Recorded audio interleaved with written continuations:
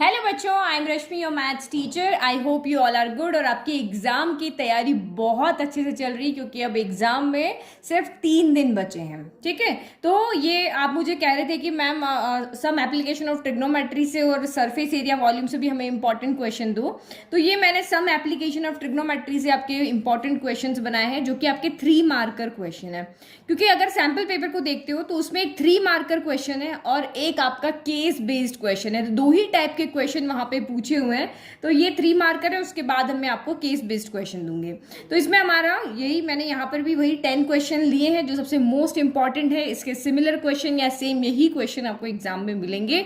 तो पूरा चैप्टर ना करके अगर ये क्वेश्चन भी आप कर लोगे तो आप एग्जाम में इजीली क्वेश्चन को अटेंड कर पाओगे। तो फर्स्ट क्वेश्चन यहाँ पे है और ये लास्ट पास्ट ईयर क्वेश्चन है और बहुत बार रिपीट हुए हैं। A tree breaks due to storm and the broken part bent so that the top of the tree touches the ground, making an angle of 30 degree with it.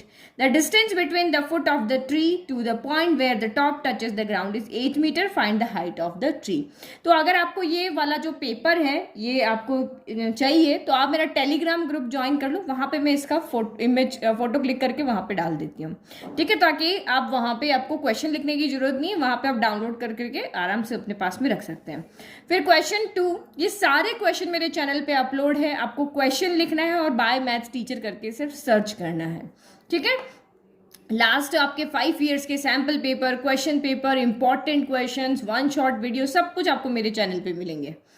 Next question, if the shadow of a tower is 30 meter long when the sun's elevation is 30 degree, what is the length of the shadow when the sun's elevation is 60 degree? Okay, question number 2. तो ये chapter बहुत easy है अगर आपको question पढ़ करके सिर्फ figure बनाने अच्छे से आता हो। अगर आपने फिगर राइट बना लिया तो कुछ भी नहीं करना। ट्रिग्नोमेट्री में तो आपको रेशियो ही वहां पर निकालना है। एक एंगल मिल जाएगा आपको, एक साइड मिल जाएगी और जो जहां आपको फाइंड करना है वो आपको फाइंड करना है। ठीक है, जैसे यहाँ पे लेंथ ऑफ शेडो फाइंड करनी है।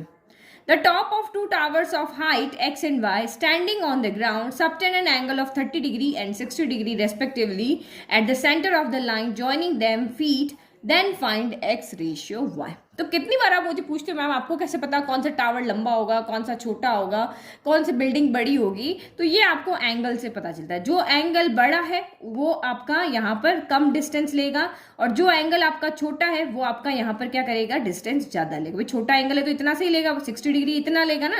भाई आपका 30 ये होता है और 60 आपका ये होता है, तो ये आपका क्या बनेगा, इस तरह से बनेगा, ये इस तरह से बनेगा। तो ये आपको इससे आइडिया लगेगा कि भाई ये वाला लंबा होगा, ये छोटा होगा, है ना। तो सब कुछ अपने बेसिक्स अच्छे से क्लियर करना ताकि आप एग्जाम में अच्छे से क्वेश्चंस को कर पाओ। From the top of a 7 meter high building, the angle of elevation of the top of a tower is 60 degree and angle of depression of its foot is 45 degree. Find the height of the tower. A man standing on the deck of a ship which is 10 meter above water level observes the angle of elevation of the top of a hill as 60 degree and the angle of depression of the base of hill as 30 degree. Find the distance of the hill from the ship and the height of the hill. ठीक है, तो ये हमारे हो गए यहाँ पर 5 question. Remaining 5 questions देखते हैं। On a straight line passing through the foot of a tower, 2 points C and D are at distances of 4 meter and 16 meter from the foot respectively. If the angle of elevation from C and D of the foot of the tower are complementary, then find the height of the tower. तो आप इन questions को solve करो ताकि आपको अपनी preparation पता चलेगी। और मान लो इसमें से अगर आपको कोई क्वेश्चन नहीं आता है तो वो आप मुझे टेलीग्राम पे मैसेज कर दो, मैं उसका आंसर आपको प्रोवाइड करा दूंगी। ऐसा तो नहीं है क्योंकि आप 10th का एग्जाम दे रहे हो और 3 दिन बचे हुए हैं और आपको सारे के सारे क्वेश्चन नहीं आते हो, ऐसा पॉसिबल नहीं है। तो जो भी क्वेश्चन आपको नहीं आते हैं वो आप मुझे टेलीग्राम पे इसी में से फोटो क्लिक करके या उसी में से आप इसको क्रॉप करके और मुझे टेलीग्राम पे भेज दो, मैं आपको उसका आंसर दे दूंगी। Question number 7, from the top of a 120 meter high tower, a man observes 2 cars on the opposite sides of the tower and in straight line with the base of tower with angle of depressions as 60 degree and 45 degree. Find the distance between 2 cars. तो ये भी बहुत important question है। The horizontal distance between 2 towers is 60 meter. The angle of elevation of top of the taller tower as seen from the top of the shorter one is 30 degree. If the height of the taller tower is 150 meter, then find the height of the shorter tower. ठीक है। फिर question number 9 देख क्या है मेरा, मैं आपको इसलिए पढ़ के बता रही हूँ क्या कि आपको कहीं पे मेरी राइटिंग समझ में ना आए तो आप उसको सुन के समझ सको। At a point A, 20 meter above the level of water in a lake, the angle of elevation of a cloud is 30 degree. The angle of depression of the reflection of the cloud in the lake at A is 60 degree. Find the distance of the cloud from A. ठीक है, तो figure बनाने की आप अच्छे से practice करो, और मैं तो आपको कह रही हूँ कि एग्जाम से पहले आप इन्हीं 10 क्वेश्चन को अच्छे से रिवाइज करके जाना। गारंटी लेती हूँ कि 3 मार्क्स आपके पक्के के पक्के आएंगे। ठीक है, और लास्ट हमारा क्वेश्चन नंबर 10 देखो यहाँ पर क्या है। अ 7 metre long flat staff is fixed on the top of a tower standing on the horizontal plane. From point on the ground, the angle of elevation of the top and bottom of the flag staffs are 60 degree and 45 degree respectively. Find the height of the tower, correct up to 1 place of decimal. तो ये देखो, ये question अगर आपको इस तरह से आता है जिसमें आपको √3 की वैल्यू दी हुई है तो वहां पे आपको पुट करके सॉल्व करना कंपलसरी है, इसके मार्क्स होंगे। कोई भी वैल्यू अगर आपको, जैसे पाई की वैल्यू दी हुई होती है, कभी 22/7 दी होती है, कभी 3.14 दी होती है, तो उनको सॉल्व करना बहुत जरूरी होता है जो वैल्यू दी है उसको यूज करके, है ना। और फिर इसने कहा है कि आपको यहाँ पे आंसर जो है वो करेक्ट करके देना up to 1 place of decimal. तो ये जो भी पॉइंट्स आपके क्वेश्चन में हैं आप इनको ध्यान से पढ़ के, क्योंकि ये अगर दिया है तो आपको आंसर इसी फॉर्म में ही लिखना है।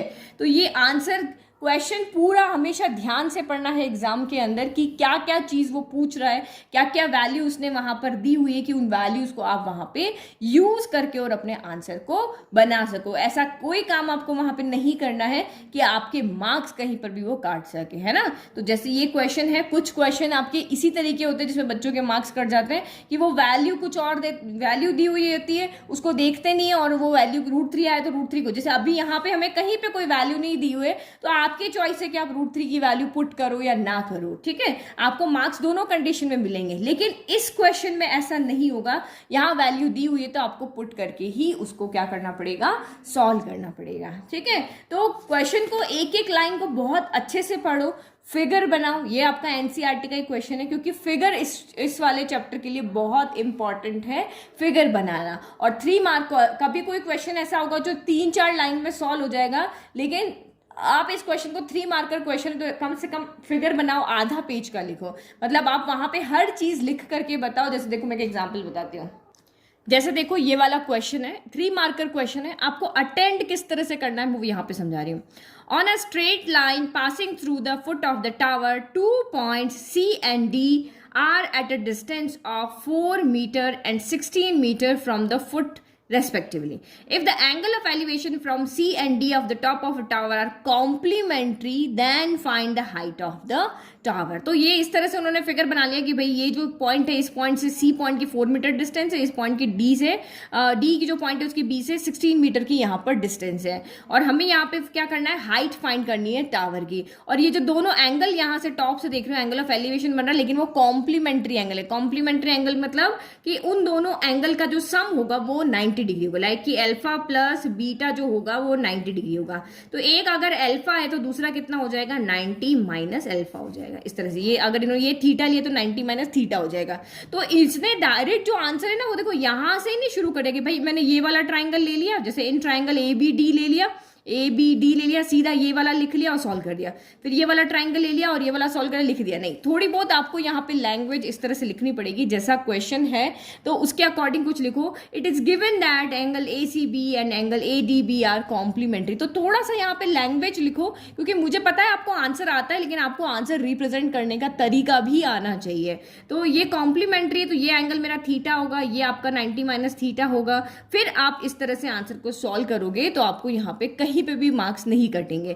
तो देखो इसने ये भी कहा है इग्नोरिंग नेगेटिव वैल्यू, क्योंकि यहाँ h स्क्वायर है, स्क्वायर होता है तो हमेशा 2 वैल्यू आती है, एक पॉजिटिव आती है एक नेगेटिव आती है, लेकिन हाइट कभी भी नेगेटिव नहीं होती। तो आप रीजन भी लिख सकते हो, लेकिन इतना लिखना भी इनफ है कि भाई हम नेगेटिव वैल्यू को यहाँ पे इग्नोर कर रहे हैं, क्योंकि हाइट नेवर बी नेगेटिव। तो इस तरह से आपको अपना आंसर रिप्रेजेंट करके एग्जाम में बताना है। तो ऑल द बेस्ट। ये 10 क्वेश्चन करके और एक केस बेस्ड और करेंगे हम, तो ये करके आपके 3 मार्क्स तो आपको पूरे मिल जाएंगे। ठीक है, थैंक यू।